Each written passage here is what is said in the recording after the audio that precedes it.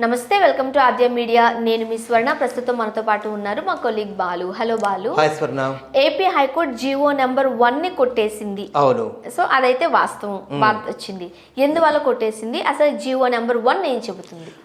అంటే గత కొద్ది కాలంగా ఈ విషయం పైన చర్చోపచర్చలు జరిగిన అనంతరం ఇవాళ అంటే ఈ సంవత్సరం జనవరి 2న ఈ జీవో తీసుకొచ్చింది. ఈ జీవో యొక్క ముఖ్య ప్రాముఖ్యత ఏంటంటే పబ్లిక్ ప్లేసెస్లో బహిరంగ సభలు పెట్టుకోవడానికి, అంటే పార్టీలకు బహిరంగ సమావేశాలు పెట్టుకోవడానికి వీలు లేకుండా ఈ జీవోని తీసుకొచ్చింది వైసీపీ ప్రభుత్వం.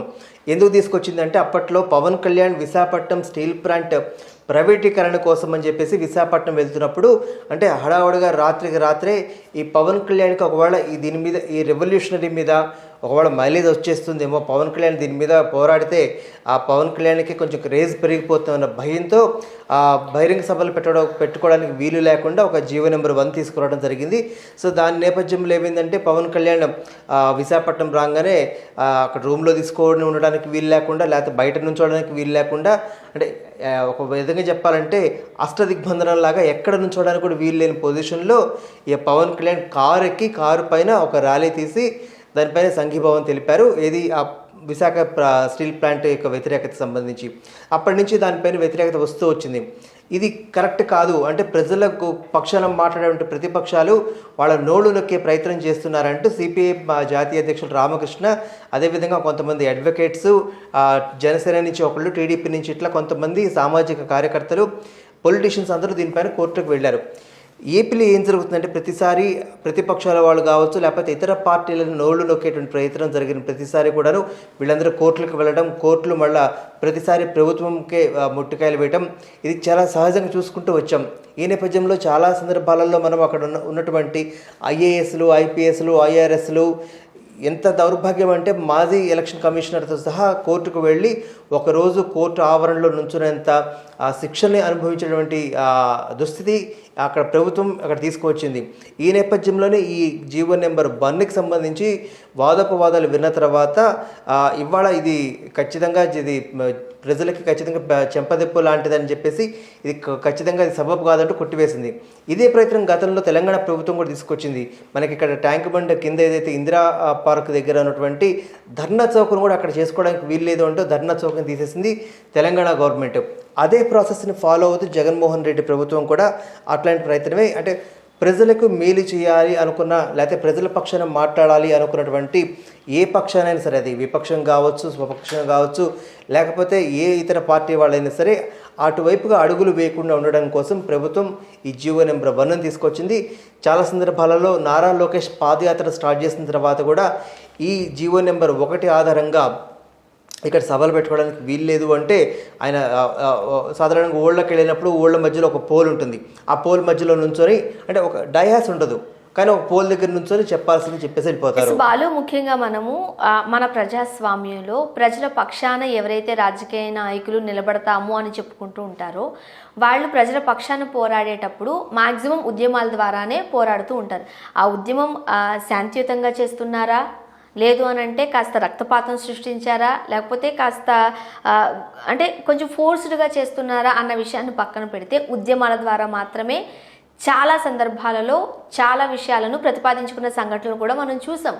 తెలంగాణ బైఫర్కేషన్ ఎలా జరిగింది, ఉద్యమం ద్వారానే జరిగింది. అలాంటి తెలంగాణలో ఉద్యమాలు చేయడానికి ఒక ప్లేస్ అంటే మనకు ముందుగా గుర్తొచ్చేది రైట్ ఇందిరా పార్క్, దాన్ని క్లోజ్ చేశారు. ధర్నా చౌక్ దాన్ని క్లోజ్ చేశారు. ఇటు ఏపీలోనూ క్లోజ్ చేస్తున్నారు. మరి ఇంకెక్కడ ప్రజల పక్షాన పోరాడతారు? అదే ఇప్పుడు జగన్మోహన్ రెడ్డి ప్రభుత్వం కావాల్సింది కూడా అదే. ప్రజల పక్షాన మాట్లాడేవాళ్ళు, ప్రజల పక్షాన నిలబడేవాళ్ళు ఎవరు ఉండకూడదు. ఆయన ఉద్దేశం ఏంటంటే నేను ఉన్నాను కదా, నేను ప్రజల కోసం ఉన్నాను కదా అన్నట్టు ఆయన భావన. కానీ ప్రజల పక్షాన ఆయన ఉంటే ఎందుకు ఇంత అరాచకాలు జరుగుతూ ఉంటాయి? నిజంగా ప్రజల పక్షాన ఉంటే స్టీల్ ప్లాంట్ ఏదైతే ప్రైవేటీకరణ కాకుండా నువ్వు ఎందుకు అడ్డుకోలేకపోతున్నావు? నువ్వు చేయలేని పని ఇంకొకరు చేస్తుంటే ఎందుకు నీకు అంత అక్కసు అని చెప్పేసి వీళ్ళందరూ ప్రశ్నిస్తున్నారు. కాబట్టి ఖచ్చితంగా ప్రజల పక్షాన నిలబడేటువంటి శక్తులు ఏవైతే ఉన్నాయో అది ప్రతిపక్షాలు కావచ్చు, విపక్షాలు కావచ్చు, ఇతర రాజకీయ పార్టీలు కావచ్చు, ఒకవేళ ఇది చేసిన తర్వాత సక్సెస్ అయింది, ఒకవేళ ఆ రోజు చేయనివ్వలేదు కాబట్టి, లేకపోతే కేంద్రం వెనకడుగు వేసింది కాబట్టి సరిపోయింది. ఒకవేళ విశాఖ స్టీల్ ప్లాంట్ని కనుక ప్రైవేటీకరణకి, అంటే ఇప్పటికీ వాళ్ళు వెనకడుగు వేయలేదు, తాత్కాలికంగా దాన్ని ఉపసంహరించుకున్నారు. ఒకవేళ విశాఖ స్టీల్ ప్లాంట్ ప్రైవేటీకరణ నిజంగా జరిగే పక్షంలో జనసేనతో పాటు ఇతర పార్టీలు కలిసి వచ్చి దాని ఒక ఉద్యమంలో తీసుకున్నట్లయితే ఖచ్చితంగా మైలేజ్ అంతా ఆ పార్టీకి వెళ్ళిపోతుంది. వైసీపీకి ఎక్కడ ఆ మైలేజ్ రాకపోగా వ్యతిరేకత వస్తుంది. సో ఇది దృష్టిలో పెట్టుకొని చాలా సందర్భాలలో రాత్రికి రాత్రి ఇట్లాంటి జీవోలు మొన్న తీసుకున్నట్లయితే రాజధాని ప్రాంతంలో రాజధాని ఇతర ప్రజలకి స్థలాలు కట్టబెట్టడం లాంటిది. అంటే రాత్రి నీకు ఇష్టమైతేనేమో రాత్రి జీవో తీసుకొచ్చి అప్పని చేస్తావు, నీకు ఇష్టం లేకపోతేనేమో వాళ్ళ మీద అక్కసు బిళ్ళ కక్కుతావు, వాళ్ళ మీద వ్యతిరేకత చూపిస్తావు, లేకపోతే వాళ్ళని నోటుకు వచ్చిందల్లా అంటావు. ఈ ప్రయత్నాలు ఏవైతే ఉన్నాయో ఖచ్చితంగా అవి ఇతర పక్షాలకి బాగా కలిసి వచ్చే అంశాలుగా మారింది.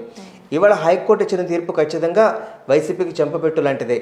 ఎందుకు అంటే వాళ్ళు చేసే ప్రతి పనిని కూడా హైకోర్టు వెనక్కి లాగుతుంది, ఖచ్చితంగా దాన్ని అడ్డుగిస్తూ ఉంది. ఎంత హైకోర్టు గవర్నమెంట్ ఇండివిజువల్ బాడీ అయినప్పటికీ కూడాను సాధారణంగా ఎట్లా ఉంటుందంటే హైకోర్టు ప్రభుత్వం తరఫున మాట్లాడుతూ ఉంటుంది. కానీ ఏపీలో మాత్రము ప్రభుత్వం తరఫు నుంచి వెళ్ళినటువంటి ఏ కేసు అయినా సరే అది ప్రభుత్వానికి వ్యతిరేకంగానే తీర్పులు తీసుకొస్తూ ఉంది. అటు భూముల విషయంలో కావచ్చు, జీవో నెంబర్ 1 విషయంలో కావచ్చు, ఇతర విషయాల్లో కావచ్చు, అన్నిటికీ వ్యతిరేకంగా జరిగింది. ఇదే వ్యతిరేకత ఇప్పుడు ఇవాళ కూడా కనిపించింది. ఇది ఖచ్చితంగా ఇటు టీడీపీ వాళ్ళకి కావచ్చు, జనసేన వాళ్ళకి కావచ్చు, అంటే ప్రజల పక్షాన మాట్లాడాలి అనుకున్నటువంటి విపక్షాలు, ప్రతిపక్షాలు, రాజకీయ పార్టీలకి ఇది ఖచ్చితంగా కలిసి వచ్చే అంశం. ఇది రాజకీయ పార్టీలు ఇటు అధికార పక్షమైన అటు ప్రతిపక్షమైన, ఎందుకంటే ఈసారి ఈ టర్మ్ లో అధికారంలో ఉండొచ్చు, నెక్స్ట్ టైంకి వచ్చేసరికి ప్రతిపక్షానికి వెళ్ళచ్చు, ఏదైనా కావచ్చు. కానీ ప్రజల కొరకు ఉద్యమించడానికి, ప్రజల కోసం పోరాడడానికి నేతలు ఉన్నప్పుడు ఖచ్చితంగా ఒక ప్లేస్ అనేది అవసరం. ఇప్పుడు హైదరాబాద్కి వచ్చింది ట్యాంక్ బండ్ కానీ లేకపోతే ఇందిరా పార్క్ దగ్గర కానీ జనరల్గా ఈ ఉద్యమాలు లేకపోతే వాళ్ళ యొక్క వ్యతిరేకతను చూపిస్తూ ఉంటారు. సో దాన్ని అడ్డుకోవడాన్ని ఎలా చూడాలి? ఇది నిరంకుశ పాలన అనేది కొంతమంది అభిప్రాయం. అది ఏపీలోనైనా తెలంగాణలోనైనా దీన్ని నియంత పాలన అంటారు. అంటే గతంలో తీసుకున్నట్టయితే హిట్లర్ కావచ్చు, లేకపోతే తుగ్లక్ కావచ్చు, వీళ్ళ పేరు చెప్పేవాళ్ళు నియంత పాలనకి. అంటే కేవలం వాళ్ళు అనుకున్నది, తాను పట్టిన కుందేలికి 3 కాళ్ళు అన్నది ఏదైతే ఉందో, మేము అనుకున్నది ఇది ఖచ్చితంగా చేసి తీరాల్సిందే అనుకున్నది వాళ్ళది. అవతల వాళ్ళకి ఇది మంచిగా చెడా, లేకపోతే ఇది ఆక్షేపణీయమా, లేకపోతే ఇది ప్రజలకి ఉపయోగపడేదా దానికి సంబంధం లేదు. నియంత పాలన అంటాం. అదే నియంత పాలన ఇక్కడ గతంలో తెలంగాణ ప్రభుత్వం చేసింది. దానిని కంటిన్యూగా కొనసాగింపుగా పులిని చూసి నక్కవాత పెట్టుకున్నట్టుగా అదే చందంగా ఇప్పుడు కేసీఆర్ని చూసి, ఎందుకంటే వాళ్ళిద్దరు మైత్రిలో ఉన్నారు, ఇద్దరు ఒకరికొకరు సహకరించుకుంటున్నారు అన్ని రంగాల్లో కూడాను. సో ఆయన చేశాడు కాబట్టి నేను చేశాను, ఆయన చేసినా కానీ అక్కడ వ్యతిరేకత రాలేదు. ఎందుకంటే ఇక్కడ ఎంత ఉద్యమాలు చేసినా కానీ చివరికి ప్రభుత్వమే గెలిచింది. కాబట్టి రేపొద్దున నేను చేసినా కానీ విపక్షాలు నన్నేం చేయలేరు అన్న ధోరణితో జగన్మోహన్ రెడ్డి ప్రభుత్వం ఆ ప్రయత్నం చేయడము, దురదృష్టవశాత్తు అది ఆయనకి అగరెస్ట్గా తీర్పు రావటము, ఎవరైతే ప్రతిపక్షాలు సిపిఐ రామకృష్ణ గారు లాంటి వాళ్ళకి వీళ్ళు వేసిన కేసు వాళ్ళు గెలవటము, ఖచ్చితంగా ఇది ప్రజలకి మేలు జరిగే అంశంగానే ఖచ్చితంగా కనిపిస్తూ ఉంది. Right. Thank you Balu. Thank you స్వర్ణం.